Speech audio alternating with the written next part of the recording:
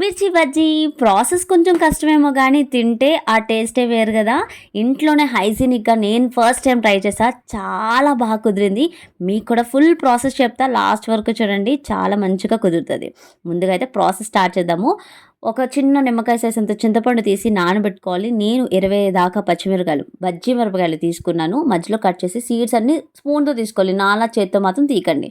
ఒక గిన్నెలో 2 కప్పులు శనగపిండి, ఒక చిన్న కప్పు బియ్యపిండి, ఒక స్పూన్ ఉప్పు, హాఫ్ స్పూన్ పసుపు, హాఫ్ స్పూన్ కారం, ఒక స్పూన్ జీలకర్ర వేసి ఒక కప్పు వరకు నీళ్ళు వేసుకొని మంచిగా ఈ టెక్స్చర్ వచ్చేంత వరకు కలుపుకోవాలి. ఇప్పుడు చింతపండు రసం తీసి ఒక్కొక్క మిరపకాయకి 2 స్పూన్లు రసము, వాము అలా స్ప్రింకల్ చేసి మిరపకాయలు అన్నిటికేసి పక్కన పెట్టుకోవాలి. మన మన పిండి మంచిగా రెడీ అయిపోయి ఉంటుంది కదా. ఒక్కొక్క మిరపకాయకి లాస్ట్లో పట్టుకొని మంచిగా డిప్ చేసి ఆయిల్లో, మరిగిన ఆయిల్లోనే వేసుకోవాలి. అంతే. చాలా ఈజీ ప్రాసెస్. ఒక్కసారి అది సెట్ అయిన తర్వాత 2 మినిట్స్ తర్వాతనే మనం కలబెట్టుకోవాలి. అప్పుడే మన బజ్జీలు అనేది బాగా వస్తుంది.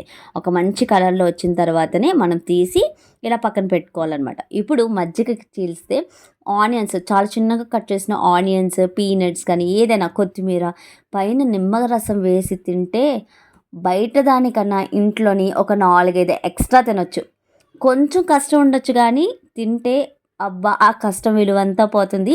ఒక్కసారి ట్రై చేయండి. బట్ మిరపకాయలు తీసేటప్పుడు మాత్రం మీరు స్పూన్‌తో మాత్రమే తీయండి. సో, ఈ వీడియో కనుక నచ్చితే please like, share and subscribe. Thank you for watching. Bye.